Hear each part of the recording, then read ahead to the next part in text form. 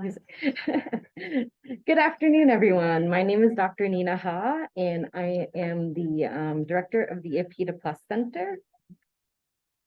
There's an echo somewhere. I think there's the double. Oh, Is that this sound can be sound is possible the to TV. switch on? Okay. Is there, Michelle, is there any way to do the audio so that the audio setting is off? Thank you.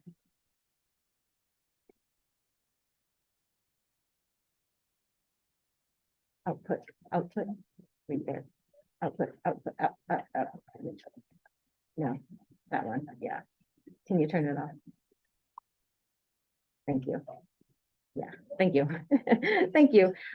Before we begin, I would like to give a short land acknowledgement and labor recognition. Virginia Tech acknowledges that we live and work on the Tudelo and Monacan people's homeland, and we recognize their continued relationships with their lands and waterways.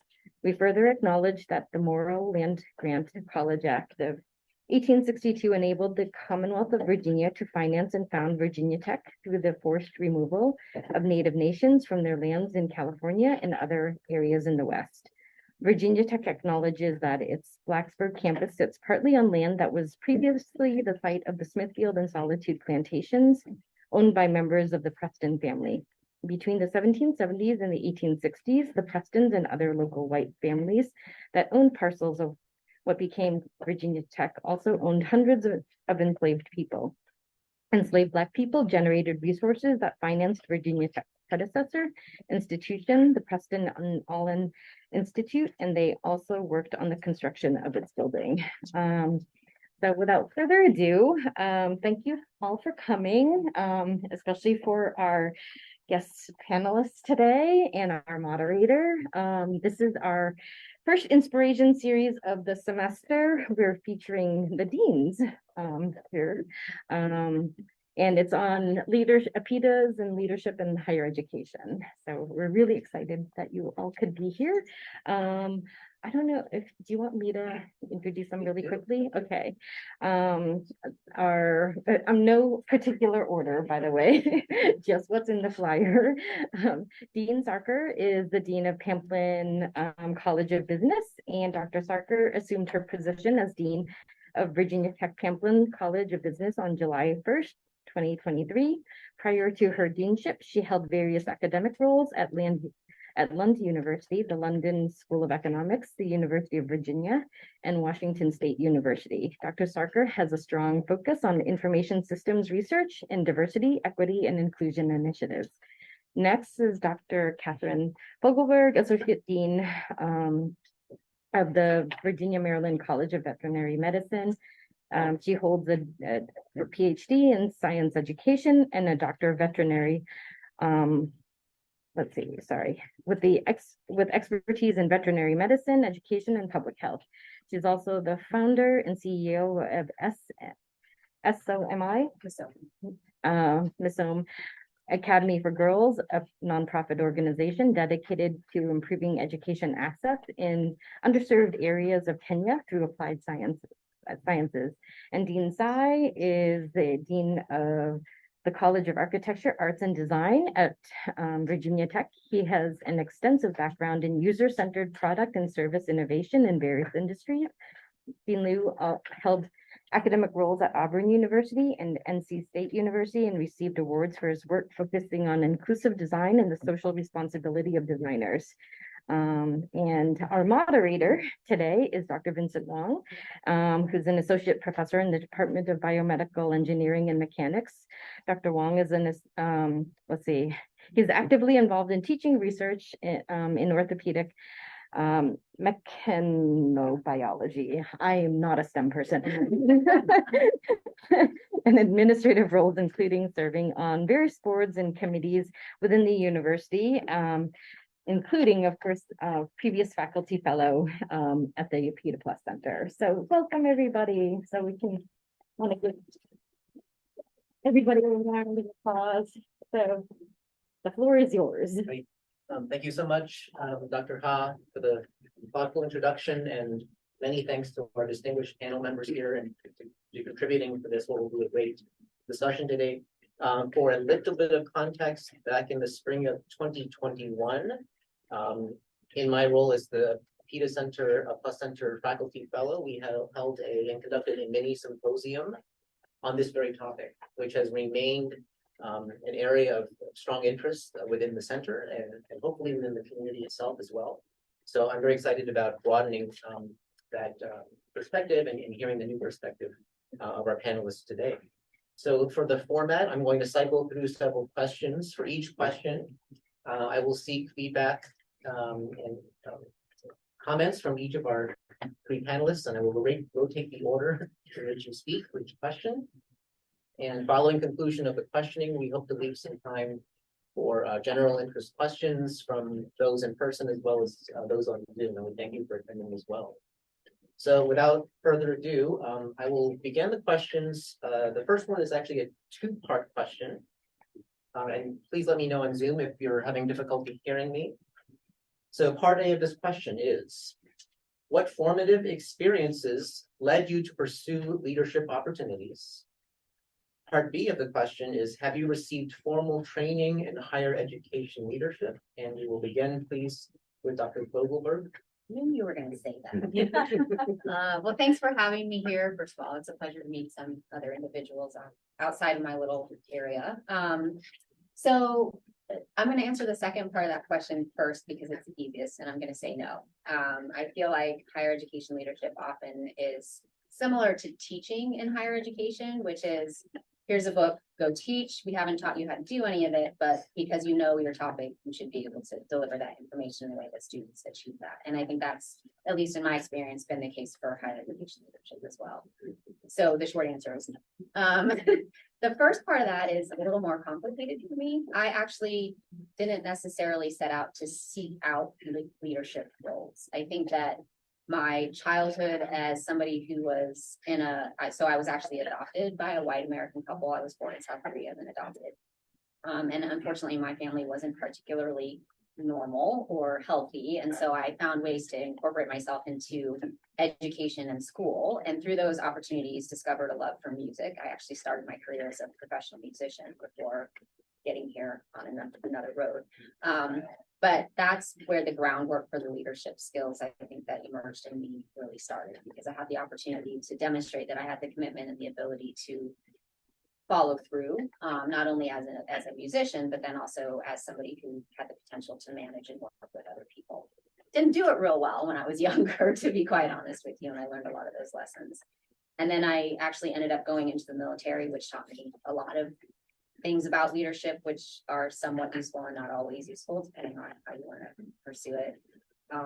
So yeah, for me, it wasn't necessarily intentionally seeking out positions. It was just an understanding of where I eventually wanted to be in my career. And those roles ended up being roles that were in one way or another leadership roles. Thank you so much. And Dr. Liu, if you would please.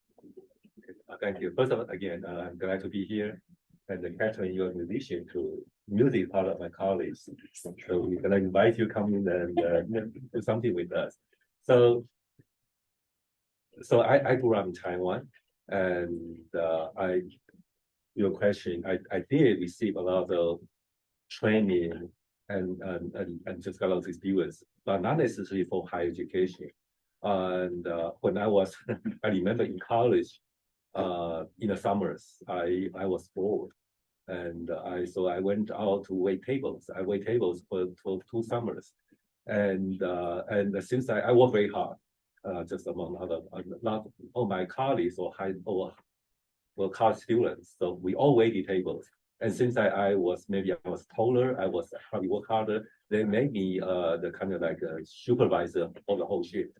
So I started very early on, and again, that's nothing to do with higher education. Just happen to you have to manage these people. So I managed them. Some of them liked me, some of them did not like me, and again, it's a good learning experience. And after college, I was a mandatory service to go to the military. So I don't know, we might have some cadets in the audience. I think that's very important. So what's required, a mandatory service to the military in Taiwan.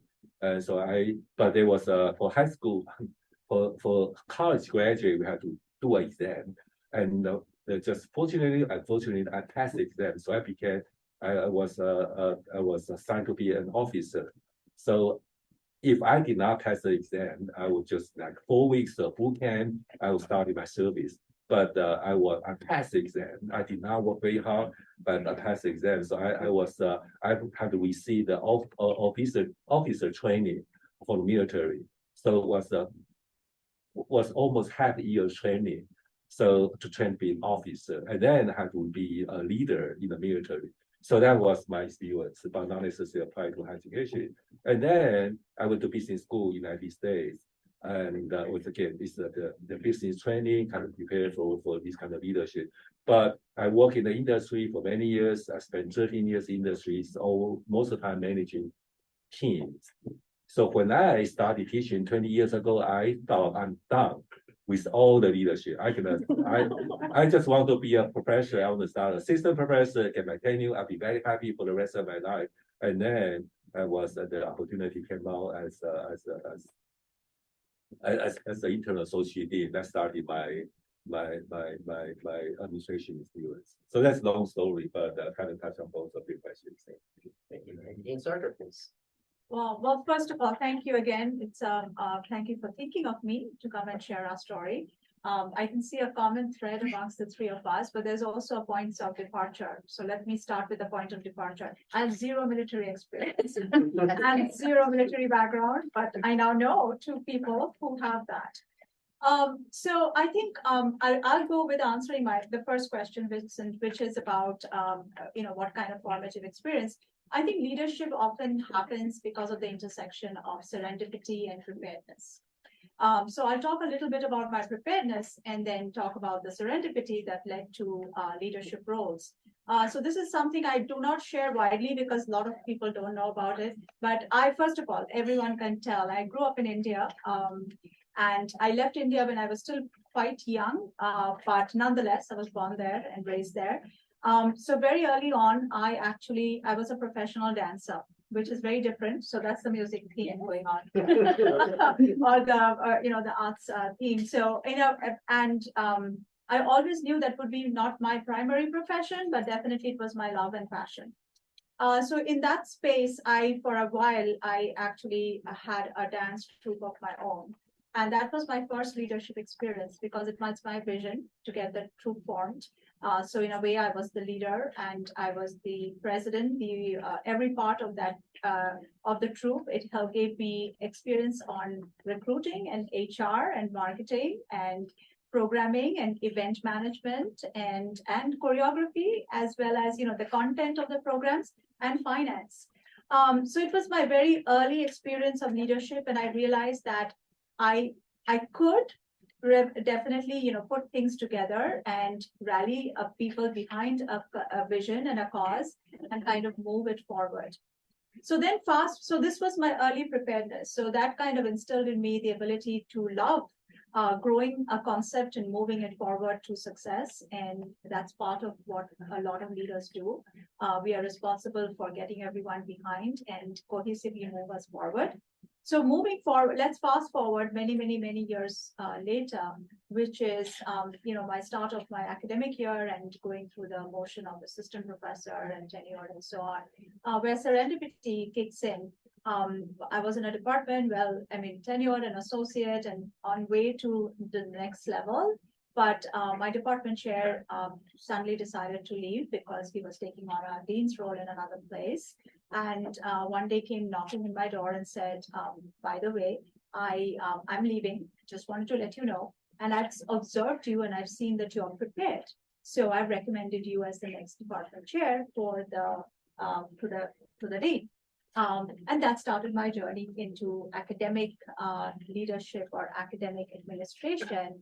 And since then, I've moved universities, but it's kind of that has been the theme that has threaded. So I never thought about it, but someone else observed that there was a preparedness. So that's how I feel it's serendipitous too, because he was leaving at the right time, at that very moment when I was in a situation to grab that.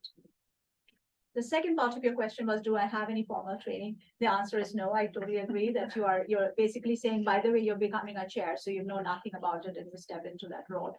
But I would say that I've had the fortune to in multiple universities in Washington State and UVA to be recommended for these leadership development programs that universities do. I wouldn't say they are super helpful in leadership preparation, but I think they did one thing for me, which is it definitely was a great motivation because I felt that there was someone, the dean was observing, and felt that I had the capability to be nominated for a program like that. So the fact that someone believed in me or believed in my potential of becoming an academic leader goes a long way, and that was definitely very beneficial from that point of view. Thank you so much. We're doing well on time here. So I'm going to have a quick follow-up question, Dr. Starker. You talked about the importance of serendipity or the influence of serendipity. So did you have hesitation when your outgoing chair tabbed you as a nominee to inherit that role? I would say there was hesitation, not because I didn't think I didn't want to take it, but it was more of I'd never thought about it. So it was more like, well, can I do it? And it was a restructured group. So it was a very large department with all three different communities, different disciplines to actually merge into a larger group department. So there was a little bit of hesitation of the scale of it and whether I was positioned to be able to lead in that kind of a situation where I was only one part of the discipline. There were two others that I think rapping about. On the hindsight, I think that was a fantastic experience because it really got me out of my comfort zone and pushed me to learn about other disciplines and the fact that and gave me a ability to basically say I know those disciplines because I've now managed or had the opportunity to manage. So I think what I tell my students this all the time, I said, just keeping your mind open often helps because life and profession meanders us in very different directions. You heard from my colleagues here today, their careers in life meanders, right? And I'm sure that story would be there for everyone. If we are ready, serendipitously something happens. And if we are ready, we take that opportunity and it launches us into a better situation. So. I have a kind of follow-up comment that a few years ago, I went to a commencement, my son's commencement at the Duke. The commencement speaker was the Apple CEO. What's his name? Tim? Yeah, Tim Cook. Anyway, so he said that you can never be ready, but you should always be prepared. Kind of found Shawnee's comment that for many of you, I think many of you are going to be engineers, going to be from different disciplines, and again, it seems like very few people can have the pathway right in front of you that you're going to be this or that. I heard Tim Cook was one of them, but only very few of them have this kind of opportunity. So your question about whether we are trained, we have experience. They are kind of, I have some experience, I have some training, but I never took a course called higher education, administration, or leadership. And we learn. But in the meantime, when opportunity is presented, we just, okay, we might say, I'm not ready, but I think I'm prepared to take on the challenges. So things might happen your career, but I think it's a good mindset that you will never be ready, but you can always be prepared. And if you say, I'm not ready, you're going to miss opportunities. But also you should try to be prepared all the time. Keep your antenna open, try to learn from other people. You have your direct report, you have supervisor, you have mentors. Keep learning as much as possible. Now, in my military leadership experience, today I still found something useful, even though it was 200 years ago or a bunch of soldiers, but I could see some lessons, some principles I learned from that. And you in campus, you might already have some leadership experience, leading a small project team, needing your roommate to clean your room, things like that. All that could be valuable lessons for you. And I know we're keeping going back and forth on each other's comments, but I want to reinforce just what Lou said. I think what I have found in my many years of experience is that no experience goes to waste, right? So if you're doing something right now and you feel that, well, it's nothing related to what I'm doing or where I want to go, I can tell you it will all come in handy. At some point, it will play itself out because sometimes people say, but you did professional dancing. I mean, how does it relate to a career in IT, right? in one hand, no, I'm not using skills there, but I've learned how to be able to present myself, to present in front of an audience, which you don't know who that audience is, which means you have to play neutral, you have to kind of come across that appeals to a wide audience. So it gives you presentation skills, it gives you skills of marketing, it gives you skills of expression. So I don't think any of those really went to waste. So to exactly Lou's point, something or the other will be helpful. So take each experience as a rich one because it will come in handy at some point in time. Thank you for the advice, Dr. Dean Parker. I'm going to move on to the second question with a warning that Dr. Ryu is going to lead off the responses here, followed by Dr. Starker and Dr. Vogelberg. The question is, to what extent did your APIDA, that is Asian Pacific Islander Desi American, did your APIDA identity influence your decision to pursue and accept leadership roles? Certainly, this is recorded, right? So I have to be careful with what I say. And so, but first of all, I think in my leadership experience, my professional experience before coming to the United States was all in Taiwan. So it was not necessarily everybody was APIDA. So that was probably not that relevant. When I started teaching United States 20 years ago, and I know, first of all, as you can see, I don't even speak English. And I started speaking full-time English when I was in the 40s. So my accent could always stay with me. That's my identity could always stay with me. And sometimes when they see people, they think, oh, I just got out from the airplane from Asia. Yes, I still feel the same way. But I feel for some of you, many of you were born here, right? And your parents, your ancestors came here years ago, generations ago. Sometimes we still got people thinking you just got off the boat. So, but for me, in terms of my career, I just, because that's my identity, I just do not even pay attention to that. I take that for granted, and I just operated that way. But I think something helped me with my career was I came in from different cultures, so I look at things differently many times, many cases. For example, when I was a faculty member as an assistant professor, I got my tenure, and that was probably one of my happiest days in my life. And I got tenure, and not long after that, my college was searching for intern associate dean. But before that, in a separate occasion, I mentioned to my department head that I think there's something wrong with this college. And I think in my culture, the Asian culture, we try to be more inclusive, because everybody should try to have everybody have a seat in the table if possible. So a couple of things. One is the college had architecture, design, and other and construction management. Throughout the college history, all the deans, associate deans, they all came up from one school, from architecture. No dean, associate deans came out from the other two disciplines. I say it doesn't look right to me, because my experience overseas, it doesn't look right. So I just make a comment. It might be a complaint, but I say, some other countries, they rotated the different disciplines. And then I forgot about it. I said, oh, I might be in trouble by making that comment, but then I got my tenure. What the heck? So, and then when the college was searching for intern associate dean, was the intern position for only 9 months.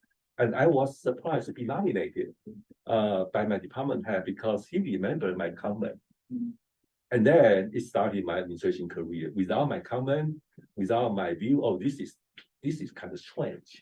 Right? Why all they come up from this thing? Of course, the other thing is, in that college history, almost 100 years, no people of color been sitting in this office.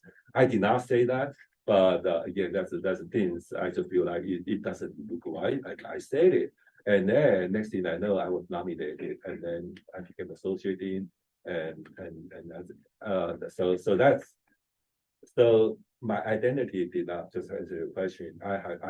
For me, I operate it as if it's just it's given, but also I think that coming from different culture, different context help me to think differently. Sometimes help, sometimes it doesn't help. It's hard. Yeah, I think the way I would answer that question is probably my APIDA identity did not make the decision of whether I get a leadership position, because as I said, it was more serendipitous. So that is not what made me move in that direction, because it happened in a different way. But getting that opportunity, that identity definitely got me thinking, because I could add, I'm born and raised in India. I'm educated, most of my education is in the US, but also I've been educated in India. What it felt to me is that I could add to Lou's point, a diversity of perspective, and not just a diversity in person, but a diversity of perspective, how things are in different parts of the world. My thought process is different. Obviously, it gets, it's conditioned through my years here, but definitely, your growing up years in a different country, in a different identity, different culture, we do have a different thought process. So that was a very strong, definitely added to my thinking that, I can add value. I can add value in a more heterogeneous way, not, we talk about groupthink where everyone thinks similarly. If you're all from the same discipline or the same kind of upbringing or the same background, but I could break that groupthink and add more perspectives because I'm coming from such a different identity. So it gave me the confidence of I can make value-added contributions, and I can actually move the group in a positive direction and move it forward and upward. So I would say that it did not add to the decision, but it definitely, or it did not lead to the leadership opportunity, but it definitely added to strengthen the resolve to continue in this journey. And Dean Goldberg. Yes, and this is actually a really complicated question for me. Unlike my colleagues here, I was born in South Korea, but I was primarily raised as an American, and I was raised by a white couple who, during the time when I was adopted, didn't understand the value of encouraging me to understand what my ethnic heritage was. And so I grew up wishing that when I looked in the mirror, I had red hair and green eyes because I didn't fit in, and people definitely saw me as different. And so that was sort of the lens with which I had to create my own identity as I was growing up. And that still is a challenge to me in many ways because, for example, I spent 3.5 years in Hawaii, which was lovely. I graduated from the University of Hawaii with my bachelor's degree. And so many people look at me and say, oh, that must have been great. You were finally around, quote unquote, your people. And in fact, I actually experienced a lot more prejudice in Hawaii than I did in many other places. And it was because I looked like them, but I didn't act the way they wanted me to act. So I was a banana, which is a pejorative term. I was yellow on the outside and white on the inside. And this was a really confusing identity for me. So it's actually taken me quite a long time to come to this idea that I am an Asian woman, even though I am an American. And so I would say that my identity in and of itself did not lead me to seeking out these leadership positions. But when I became a leader in those roles, I then realized that my identity contributed to how I was viewed by other people and the ways that I would lead. And so for me, and it's complicated because I have a number of students now who are in my office that are women and men of color, and folks who are diverse in other ways, right? Whether that's neurodiverse or religiously diverse or sexually diverse. And they see an ally in me, which I appreciate very much because I think they need that. But I don't have allies, particularly around me in that leadership role. So it's a challenge because for anybody who is minutely familiar with veterinary medicine, it is one of the widest healthcare professions, and it's a very difficult profession to find that diverse group of people to support you. So now that I'm in this particular role, I find myself sort of having to put on the hat of, yes, I'm an associate dean, I have these roles, I have these things that I have to do, but I'm also a role model, not only for our students, but for my faculty, for my staff, and for other folks in medicine. And so much like my colleagues, my identity didn't drive me to go for the leadership roles, but once I was in the leadership roles, I realized that my identity was part of that, and I had to sort of leverage that in a way that was positive. Great. Thank you. And a reminder, anyone who has a question on Zoom, please feel at any point, please feel welcome to type your question into the chat, and we'll be happy to field that question specifically. I'll add a small comment here. So this actually stems from the symposium we had in 2021. One of our panelists, actually, a Chinese American, his response actually was definitively yes. I need to do this. I need to pursue this leadership opportunity to show. And he was actually in New York, so very high profile position. That also contributed to his decision. And he said, my colleagues, Chinese American colleagues from around the country, they were strongly encouraging me, and he felt a responsibility, almost an obligation, if I can paraphrase his perspective, on accepting that leadership opportunity. So I'm grateful to hear all the contextual interpretations here on your part. Do we have a brief pause here? Do we have any questions from the audience in person here? Yes, please. I'm curious about, so all of you actually is not aimed for leadership, but have properly been prepared or being educated on, learning by working. So when you're looking back, what kind of suggestions you guys want to give to everyone here as to be prepared, to be educated, or to be trained? I think what I would say is be willing to say yes, right? And I think this paraphrases some of what my colleagues have said as well, is that I don't know when I applied for the position I was in that I felt like I was like, oh, I'm ready to do this. I'm going to go kill it, right? But I knew, I didn't have the knowledge, I didn't have the skills per se, but I knew I had the preparation previously. And the reason I had that preparation previously was because when people had come to me and asked me to do things, even though it was uncomfortable, I said yes. And so the door was opened and I walked through it rather than saying, no, I'm a little too scared. So don't live in fear, because even if you do it and for some reason you view that as a failure, that failure is what's going to encourage you the next time to do better and give you those lessons. And it's going to contribute to the experience that you have. And then I would also say, don't be afraid to seek out opportunities. If you feel like for some reason you've been passed over for something that you really are interested in, don't be afraid to advocate for yourself. Don't be afraid to say, listen, I understand that maybe you don't see me as the appropriate candidate, or you don't see me as somebody that could do this at this point, but I am really passionate about this. I'm really interested in this. What else can I do, in the process to help support you, and then sort of build that reputation and network. And then that would be my last thing, is to do those networking things. And I am a huge introvert. I could stay home the entire year and not talk to any individual other than my husband, and be very happy doing so. But I would not have gotten anywhere in my career if I had not taken the leap to go talk to a few strangers along the way, and just, take that deep breath and introduce myself and say, hi, this is who I am. I'm really interested in your organization. How can we collaborate? So those would be my 3 recommendations. So I'll say 2 or 3, and I'm absolutely agreeing with what Kathy just said. One is that, first of all, saying yes. And I know this sort of is in contrast to a lot of people advise saying, don't say yes to everything.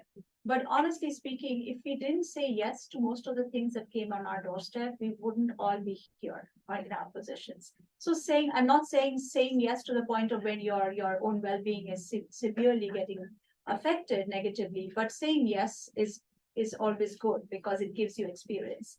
And so that's one thing I'll say is definitely one way to prepare or to be ready for these sort of things. The second thing I would say is just being mindful is that, doing little things add up to the big things. Sometimes if you say, like, this is my ambition is to be, XYZ big, the XYZ big doesn't just, some people are lucky to go from 0 to that big 100, but not everyone has that luck. So doing those small things, the 1s and the 2s and the 10s and the 20s, add up to something much bigger, and gives you that platform to go. And so saying yes to small little opportunities gives you that preparation to be able to tackle bigger bigger issues or bigger opportunities. So that would be my second sort of thing. Not again coming back to my old the other point I made earlier, is not really not giving that feeling to yourself that that's not my sort of thing, or I don't want to do that.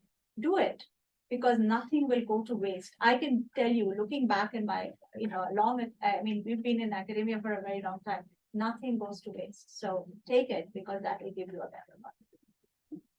I think that I do not have a lot to add. They make very good points already. But also, I agree that you have to be strategic, saying yes, and sometimes have to strategically to say no, because otherwise, if you say yes all the time, you will not be able to accomplish a lot. You spread yourself too thin, and also they just think you are a workhorse, and you don't want to be a workhorse. People like visionary leaders, and but sometimes you have to do things that strategically, and also I think, for example, how to keep your eye on certain positions, but in the meantime, you do not want to portray yourself to be too aggressive, too ambitious.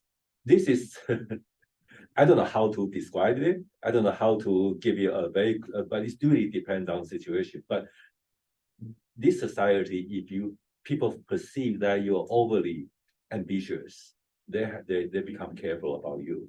But if you become too negative, you say, oh, even though you're kind of interested, but when they ask you, do you want to share this? Do you want to do that? So that will help me with the career. But again, you have to find the right balance. So I do not have very specific, but if you come up with a specific situation, I could kind of let you know, you probably want to take it, or you probably have to say no.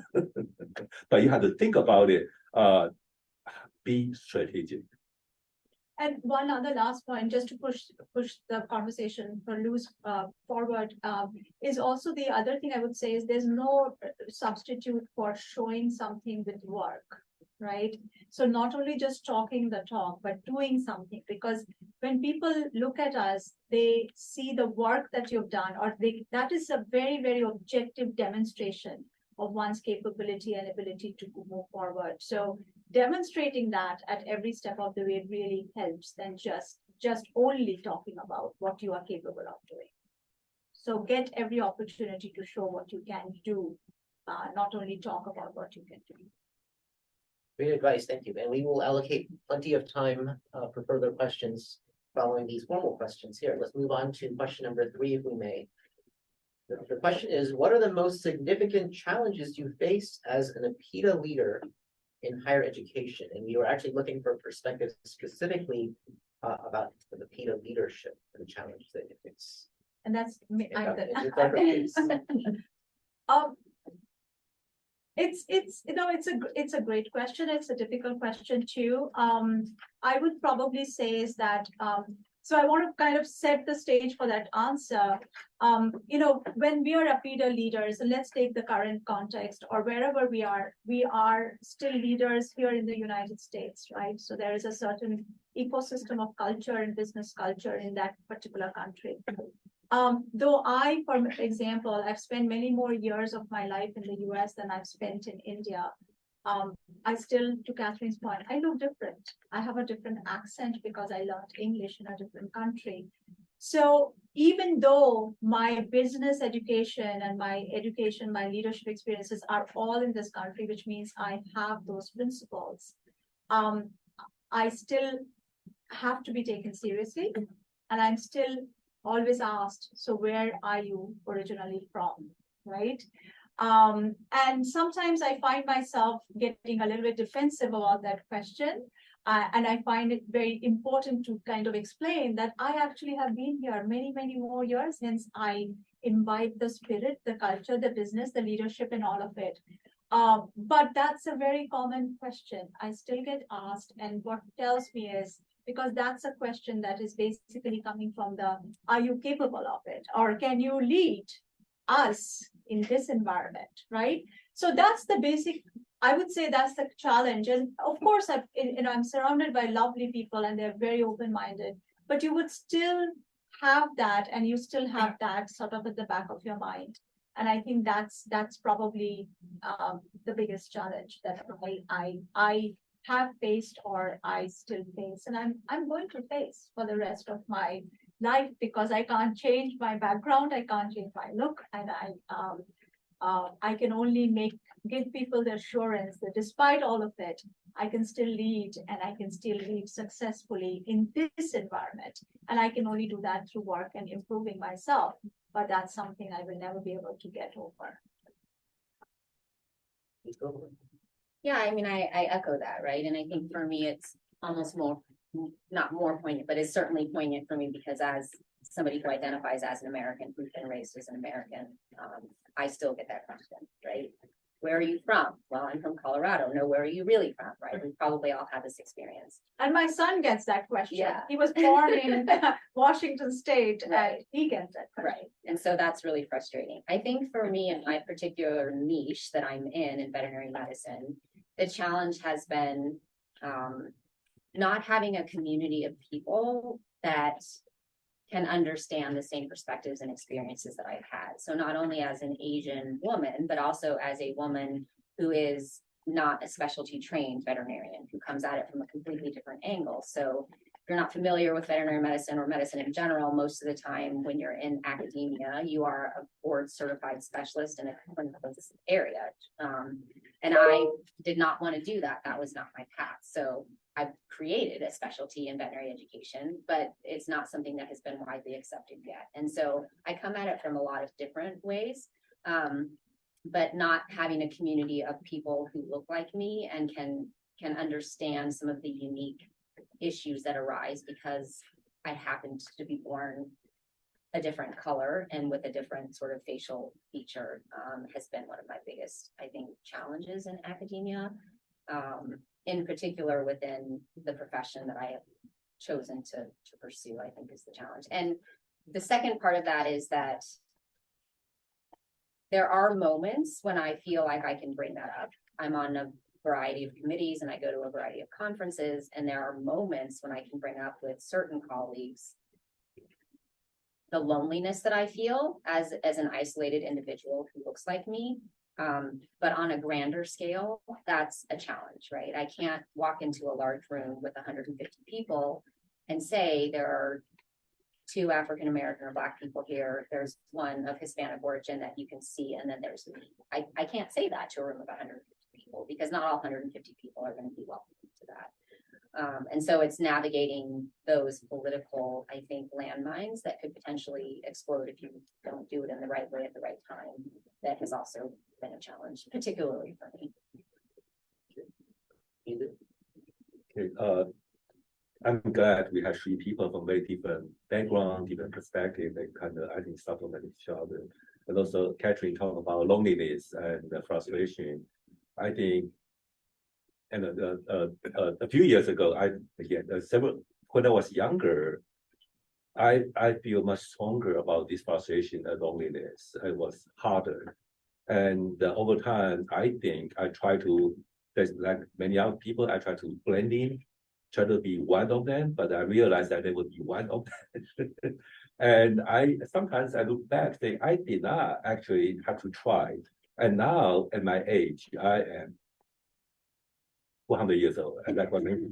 So I feel much more comfortable in my own skin. And sometimes I regret it, why I need to waste my time and energy, try to be more. So for example, the challenges, I know up to today, still we got friends talk about things while having a beer or something like that.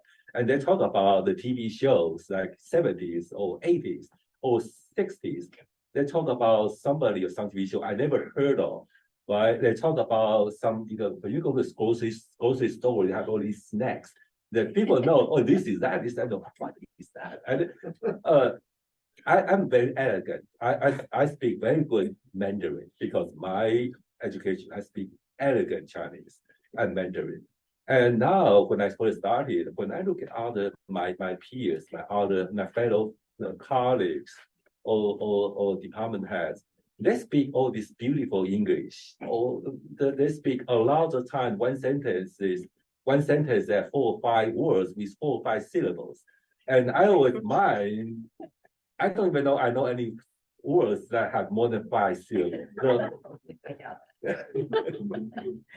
and then, but now I speak to people all the time, and but again, I don't think I speak many words with syllables, many multiple syllables. But I think what I've been doing is, I think, for example, in my position, and I might not know the TV shows in the 60s and 70s. I do not think that had anything to do with my performance, my leadership, but also my understanding of my profession, of higher education. After 20 years, I know how land-grant Research One University operates because I'm part of that. So even though there's some people are very familiar with this culture, but they do not know as deeply as me in terms of the mission, the operation, the culture of a Research One language university. So looking back, say, no, I should feel comfortable not knowing the TV shows in the 70s or 80s, but I should be confident and comfortable with my professional knowledge and experience. So again, it took me some time to feel comfortable with my own skin. So I talk to people all the time. I give remarks all the time. I just feel I'm so comfortable being myself, and I just being authentic. I use simple words, lot of time one syllable words. If I can do it one syllable, I do not use 3 syllable words. But people, I think people start to appreciate that. If I try to speak as beautifully as my colleagues use 5 syllables all the time, I think they probably they feel like I'm not that authentic.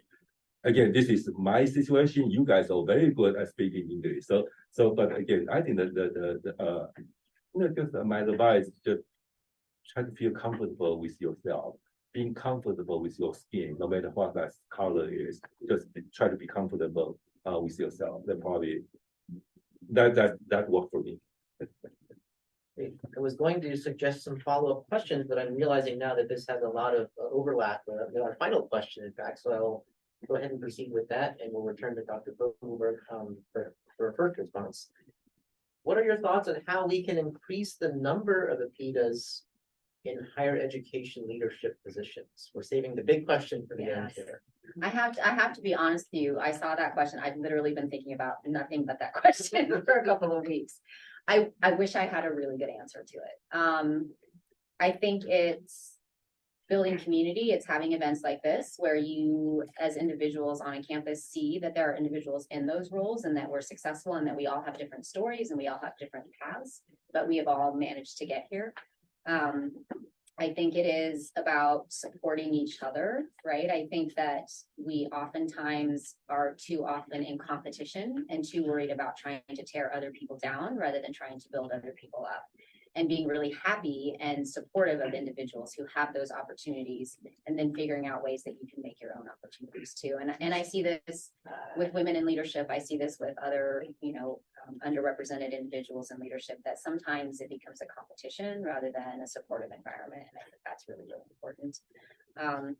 And I think that it's incumbent on us as leaders to be open to being mentors and being open and inviting to other individuals who have interests or who have questions or who would just like to learn a little bit more about our paths and what we do and get that advice or have that exchange. It's not something that we can fix individually, but I think collectively as a group, we are much stronger together and can work towards it in that way. And then the other thing is accepting that each individual may or may not want to be a leader. And if you don't want to be a leader, that's also okay, because you're still doing things that are contributing to the community. And maybe you're not the person who wants to be up on the stage, but you want to be the person in the back of the stage that's doing the lights or that is making sure that the choreography is done well. That's leadership in a different way. It's a quiet leadership, and recognizing and lifting those individuals up and saying, you're still a leader and you still have lots to contribute, you have lots to say. You just do it in a little bit different way. I agree that events like this, community like this, supporting each other are very important. And Vincent just mentioned that one of your friends, when he was considering a position, and he knew that kind of the sense of mission that being the first Asian American or Chinese American serve at least some sort of role. That's certainly that kind of thing certainly really is really motivating. But in my experience, for example, I was not able to do that because in the dean's search process, everything is confidential until the day we make announcement. So in the process, I was not able to consult with anybody else. But one thing is, as soon as it was announced, people start reaching out to me. Especially internationals. We got quite a few, faculty members in higher education in the United States. They were born kind of like me. They got undergraduate education from other countries. They came over here. Many of them, we have a lot of Virginia Tech campus. They email me. I start with the email saying that I never thought people like me could be a dean. I received a lot of emails like that. Certainly, and I just think about undergrad, other countries, I would be very happy to be a full professor, just like what I was thinking to do. But again, my decision to take on the role actually I think people say they're gonna start working on that. So again, you all could be role models, and it's again sometimes it's bigger than yourself. It's bigger than self. You are a member of this community. Sometimes when you make decisions, it might be it's a hard job. It's a hard job. And but think about I'm doing the job not just for myself, but also my community behind me. And I'm sure there could be many people follow me to serve as a dean in Virginia Tech. But somebody had to start that and to inspire other people. And so remember, you will be a role model, which means you can positively and negatively. So be mindful. So a lot of times people get this idea, oh, people like you do this, or people like you do not do that. Sometimes working positive, sometimes negatively. Just think about you are a role model for many people. So again, this is not a layer of pressure, but just a reminder that that's my own experience. Yeah, I don't know if I can add much more. I think both Catherine and Lou has really articulated this well. I would say to grow more APIDA leaders, it has to come from both sides. Like the people should be open to have more APIDA leaders, and then the APIDA community members should be more eager to be able to, or should be more eager, be ready or have more opportunities and take on those leadership roles. So the question is, how can we facilitate both sides? I feel like those who are leaders right now, just to the points that both Catherine and Lou were talking about, are the ambassadors I consider myself to be an ambassador for the entire APIDA community in terms of leadership, which means I'm also being watched as a leader and assessed as a leader, not only as a leader, but as an Indian origin woman being in a leadership position, which means that every step I take and all the wrong things if I do, that will count against my entire larger community. So we have to, whichever position of leadership that we have, big or small, we have to take that very seriously because it speaks to not only of my own individual implications, but implications for the community I represent. So having that in mind is important for us if we want to pave the way for a larger community of APIDA leaders. Each one of you who is in some form of leadership position, small or big, we have to take that role very, very seriously because we are laying the foundation for future generations to come and fill those needs. And the way, however we perform, we are going to create an implication. It will be something that will be an implication for the community. So taking that very seriously is important for us to be able to paving the way for greater opportunity for both the APIDA community to be leaders and for the other side to be able to be open to be APIDA leaders. And I think that's one way we can make a contribution.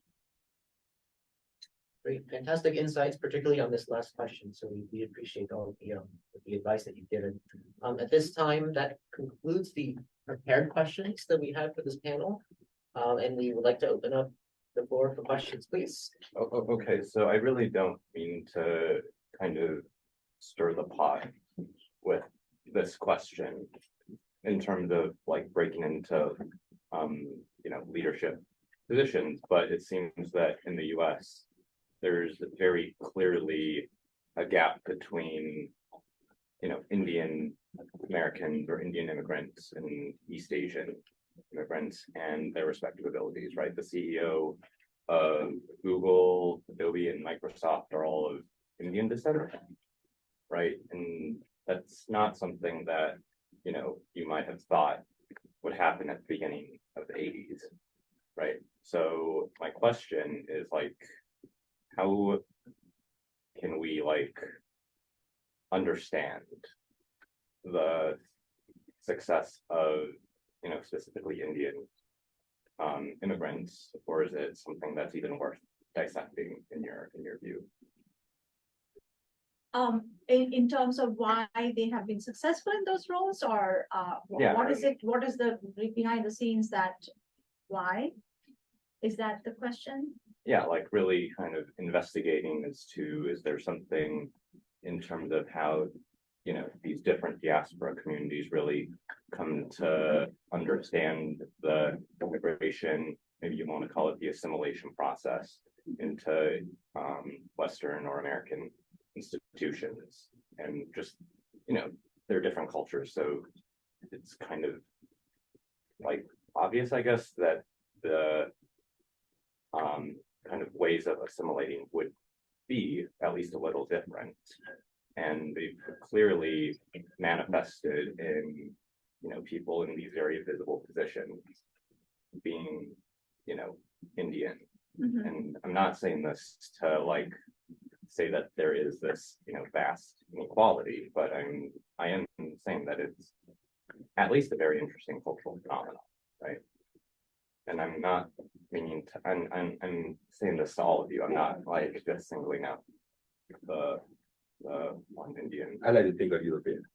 First of all, we met last night, right? You're Yeah. from California, from the Bay Area. Yeah, You study math education. You're very smart, so you know math.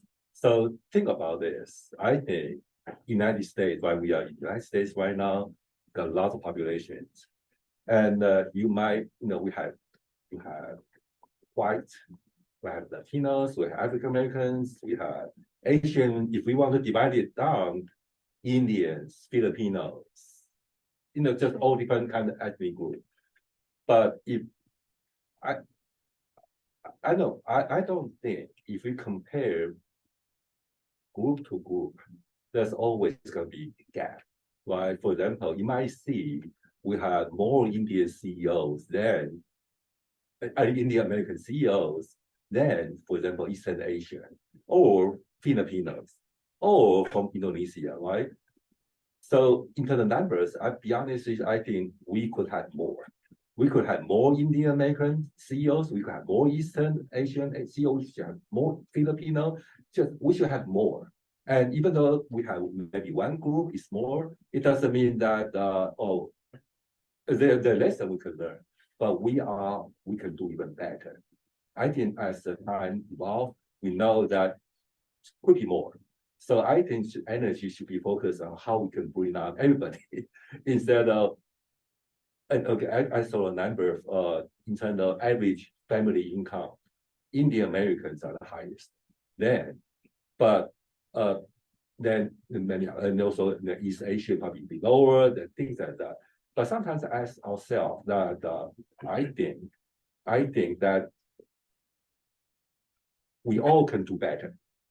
And we should not be looking at each other. We should look at the entire big picture. But that's my take. Yeah. Right? No. That's a great point. I would probably answer this a little bit more on. I mean, again, please, this is being recorded. This is my own historical account. This has.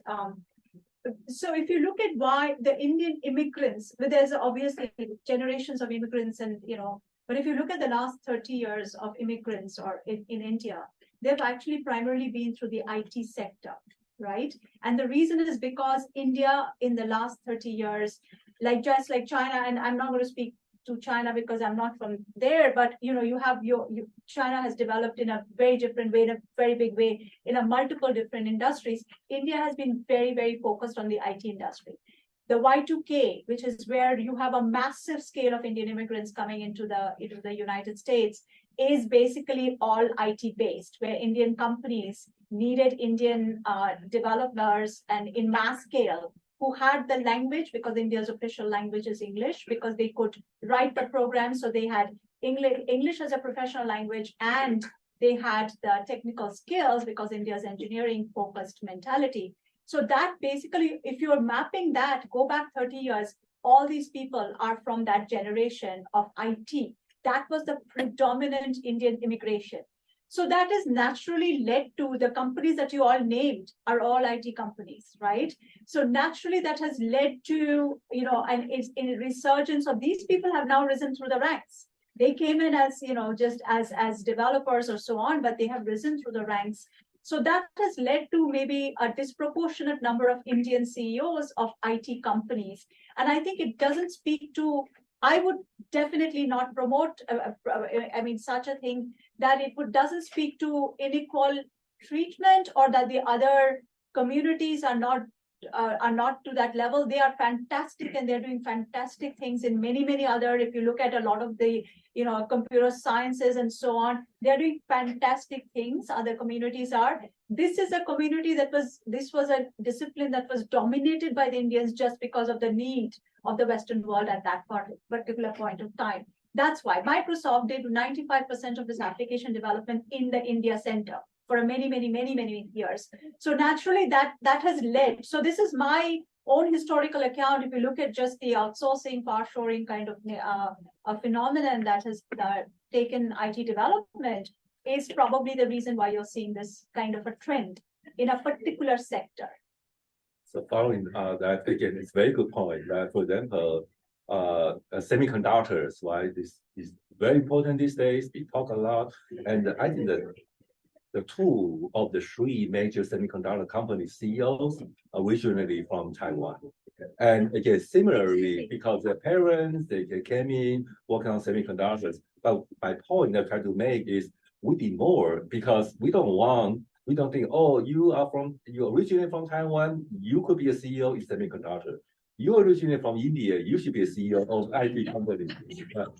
My discipline, my PhD is in information technology, and they would say, oh, of course, because it's like almost so we get the other side of the stereotyping. It's like, yeah, there are fantastic Indian writers and authors, and they're like, well, you're an author from India, why?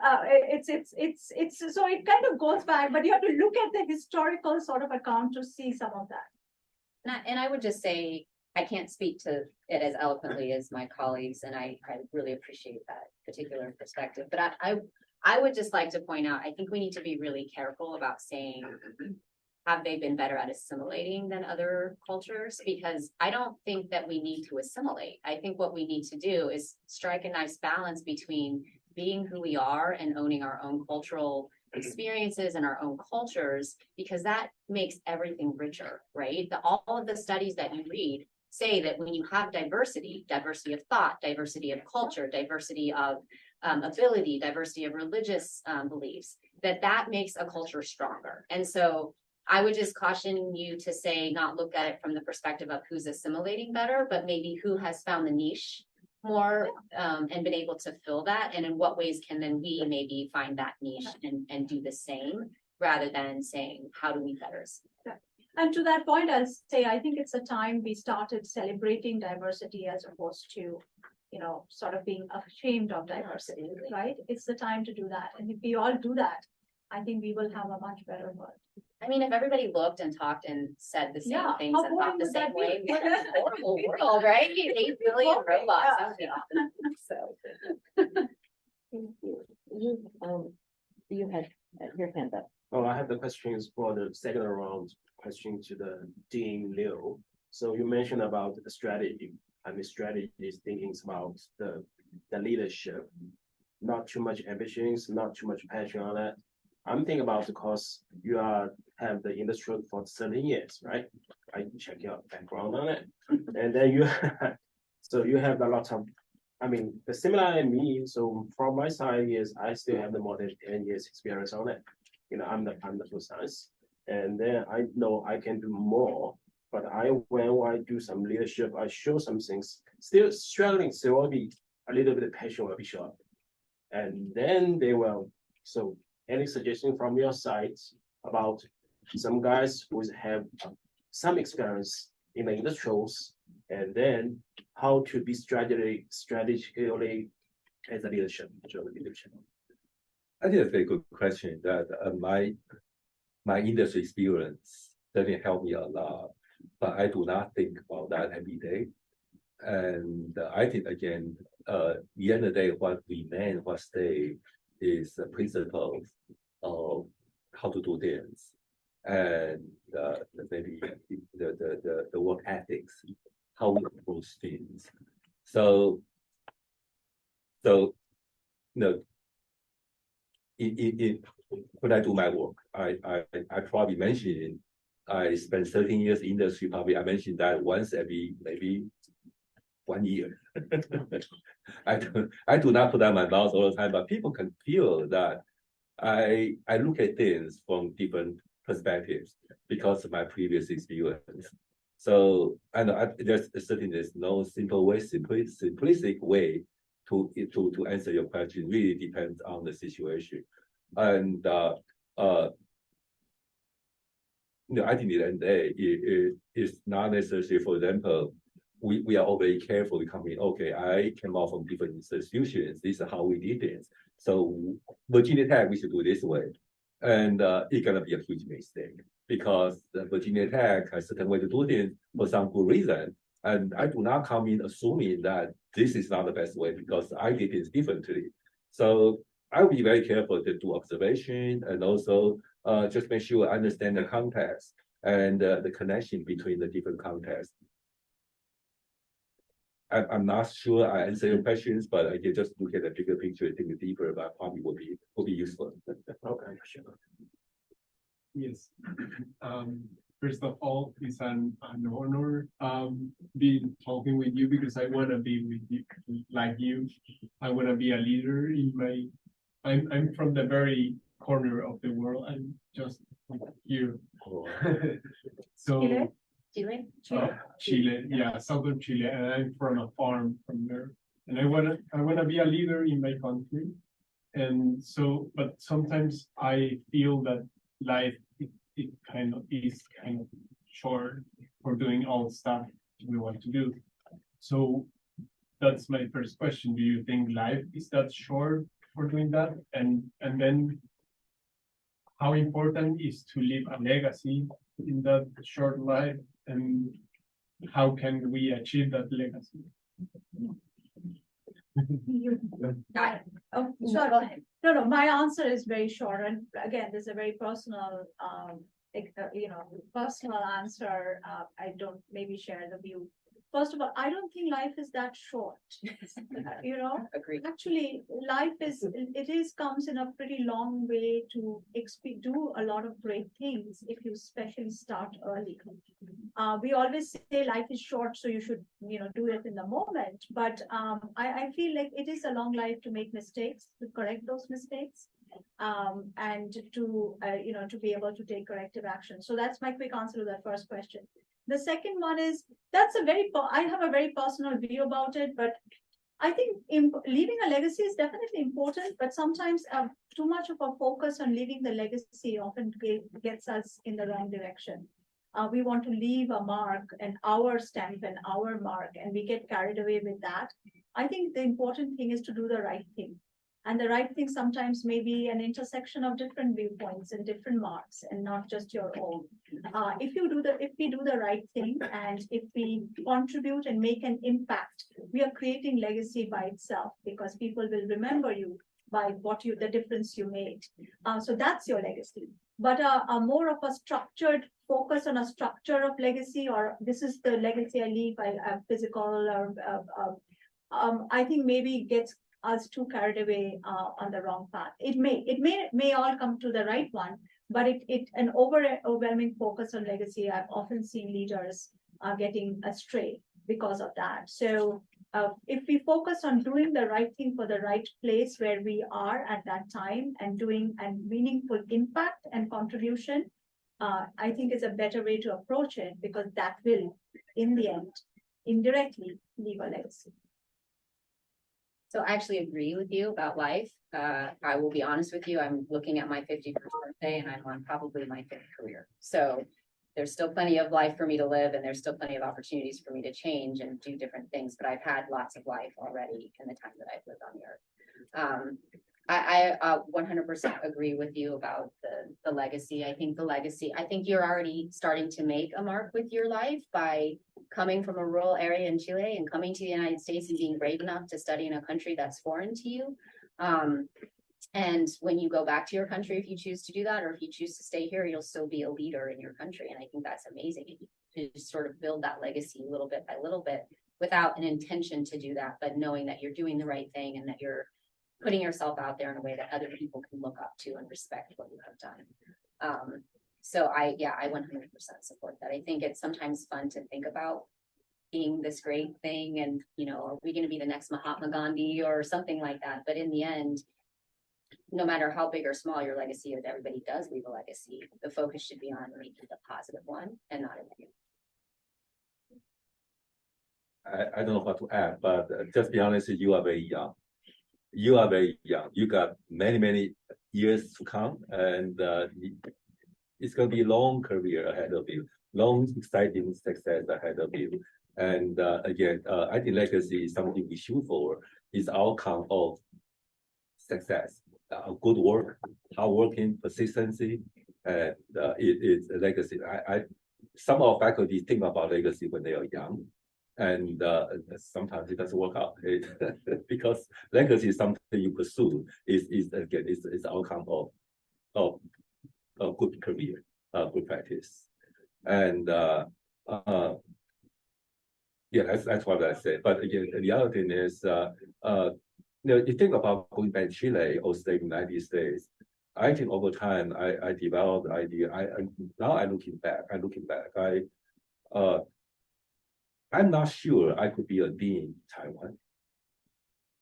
And then because I spent many years here, but one thing is culturally, I left Taiwan for many years. I noticed that when I go back and when I spend time with other literatures in Taiwan, I found that myself is something I had to think about. I'm not diplomatic enough. I've been in the United States for so long, I become a bit too direct already. I think Nina kind of, I don't know, but the traditional Asian culture, Indian culture, very, very polite. And I don't think I will be good enough to survive or succeed. So if the longer you stay here, you probably know that, oh, you are interested in leadership, but you have to find where your leadership opportunity is going to be. Thank you. Wait, there's someone in the chat. Yeah, someone in the chat asked, how do you stand for Asians if you identify as Americans more inside? Well, I'm assuming that's directed at me. And I'm okay with it. I think that's a great question. I can't change the way I look. I can't change my appearance. And so the fact of the matter is that, yes, I do identify as an American. I was raised as an American. I'm proud of that. I spent 10 years in the military defending this nation. That doesn't mean that I've lost a connection to the fact that my face is my face and that people perceive me in the way they perceive me. And so I can stand for the Asian community in the sense that I experienced many of the things that any Asian has to put up with in this country in many ways. I've been told to go back to my own country. I've been asked whether I speak English. The assumption has been made that I'm good at math. I'm not. That I'm good at technology. I'm not. I have people speak gibberish to me that they think is funny because it's somehow an Asian language. So I can speak to that experience as an American who looks like an Asian. Thank you. Teresa, you. There was a student who had to leave, but they had a question, was hoping to get on the recording so they can watch it later. The student noted, Dean Liu, that you mentioned about challenging, right? I think you challenged that, deans of architecture are always from architecture. Now you have architecture, arts, and design, and you kind of challenged that in a way. So the student wanted to know, and this could be directed to the entire panel, is how do you challenge, establish, or current structures that you can see as inefficient or could be improved with change? How do you do it in a professional way? And how do you approach it to where you can have greater buy-in and be able to affect real change? I think it was a part response to ask the question, right? Of what's the challenge?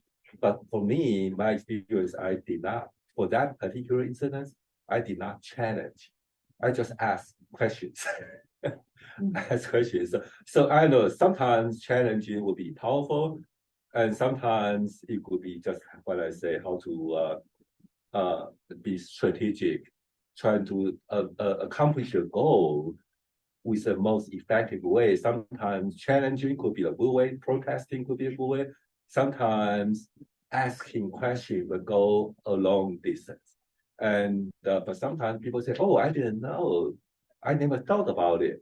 So again, when I was responding to questions that coming from different culture, different country, different system, sometimes I ask questions. So sometimes asking questions might not be powerful enough, but again, in many, especially in I think in sophisticated system, sometimes asking questions will go a long way. So I think it's about question asking, but before asking questions, you better do some homework because again, understand the context better, do your homework. So you ask good questions. And when I was a department head, I was a department head for 11 years. It's a long preparation to be a dean. And my colleague, department head, he was a department head for almost 20 years. We have lunch together all the time. And it's a lot of time after meetings, we have a discussion. It seems like he feel like one of the most effective way to make changes is by asking questions. And it was very effective. So again, asking questions that's one option, but certainly you can always challenge. But in many cases, is starting asking, do your homework, ask good questions, and be persistent. Sometimes you ask question one time might not be enough. You have to ask another time and ask in different ways. Be honest with you, there's some issues on Virginia Tech campus. I'm gonna start asking questions. And Nina, as and I had a good conversation. And then after that, I think there's some changing to be made. But how to make the changes? I'm probably gonna go with asking questions instead of start challenging. Why is this? Why is that? I can start asking questions, but before that, I do my homework. I mean, I would say building relationships and finding your allies is also a really important way that you can challenge it. It doesn't have to be in your face, right? Much as Lewis said, it's asking questions, but it's also finding those individuals who support you. And it doesn't have to be individuals that look like you who have the same experience as you, but they certainly feel potentially the same way you feel about a particular issue. So I certainly am doing that in my current position, is finding out who those allies are. We're talking about curriculum changes. We're talking about implementing different assessments and things like that. I have to find those individuals who are willing to work with me and support me when I speak up. And then it just sort of snowballs from there, and you can kind of challenge it in that way. I think tends to be also really successful.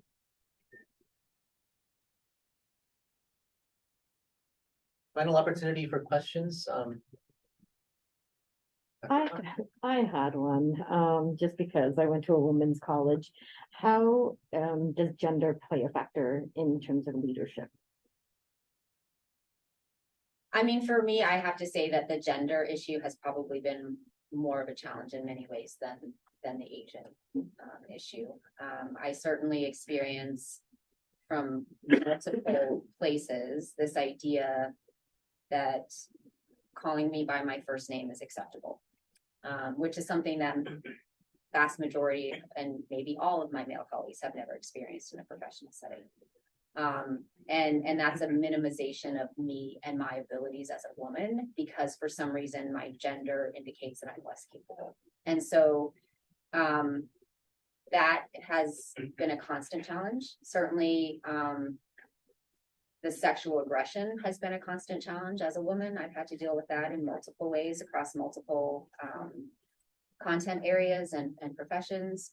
And I find that to be one of the more challenging issues that I deal with on a regular basis. In fact, I was actually having a conversation this morning with somebody about the fact that, so I'm a veteran and I qualify for veterans benefits. And one of those is being able to get mortgages at a little bit less expensive rate. And so my husband happens to be a bald white man, and he is not a veteran. And so whenever we apply for a mortgage together, my name is always the first name on that application because I am the veteran. And inevitably, when that paperwork comes back to me to sign it, my husband's name is listed first and my name is listed second every time. And so I think that is a huge societal issue. It's a very patriarchal perspective, but it shouldn't be that way, right? But it is, and that's certainly something that I deal with on probably a daily basis. Yeah, I think this is definitely challenging. And I mean, there are lots of things we can talk about, but I'll just mention one thing. Leadership inherently means you have to take tough decisions, right? And tough decisions and difficult decisions are always better conveyed when it comes from, or less better conveyed when it comes from a woman. So that's the big challenge is when you do take tough decisions and you have to communicate it and you have to make it stick. How do you do that? That it is accepted, not accepted poorly, and that it can stay. So that's definitely a challenging place. But I think the more and more leaders are women, and the more they can demonstrate that they can take tough decisions and they can stick by those tough decisions, I think we're going to make the world better for the future generations. But currently, definitely those challenges are there. Definitely, I have faced it. I mean, for a lack of a better term, and I don't use that in the strictest of that word, but I would say it's much easier to get bullied as a woman, and especially as a woman in a leadership position. It's not uncommon. I'm really sure many people have identified with that. But again, the more and more we can be better, effective leaders, we can definitely make that easier. But gender is an issue for sure. Less so, becoming less so. That is the greatness of, but it has been in the past. So I'm not a woman, but I would, Do identify? And that's the question. my wife won't be happy about it. Anyway, but I think behind that question, there's something that probably you have to think about it is being a leader doesn't mean you do not expect everybody to like you. So if you're like, oh, I'm a woman, I'm a man, people will not like me. I used to have some colleagues, they are women, they feel like why we always have a man, things like that. But again, if I think about it all the time, I cannot do my job. And I also have to be prepared to know that our job is not to make everybody like me or agree with me, right? You look at the general direction, the guidelines, the certain principles, but again, you can never please everybody in your organization. Otherwise, you won't be an effective leader.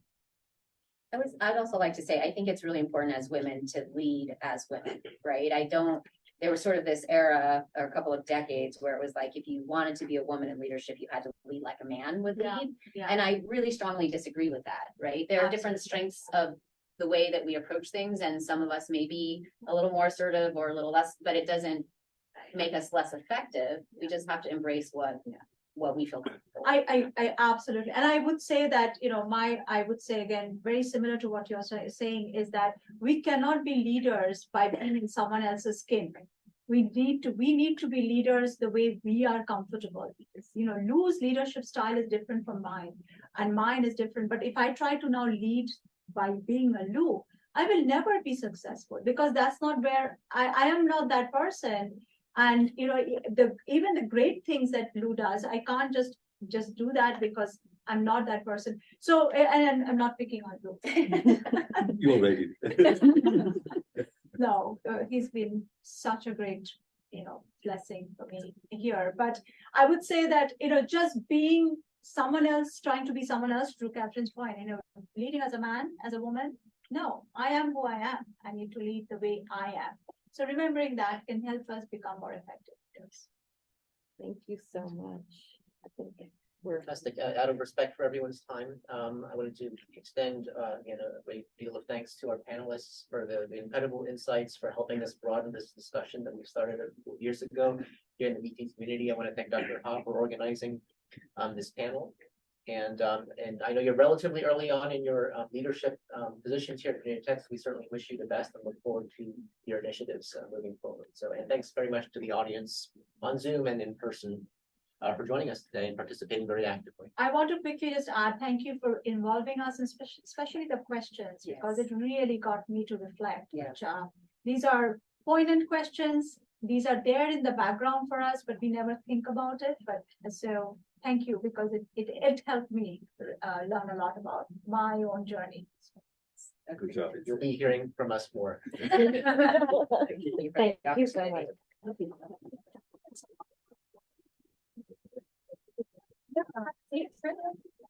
Drive safe. We, Are we able to get a quick photograph? Sure.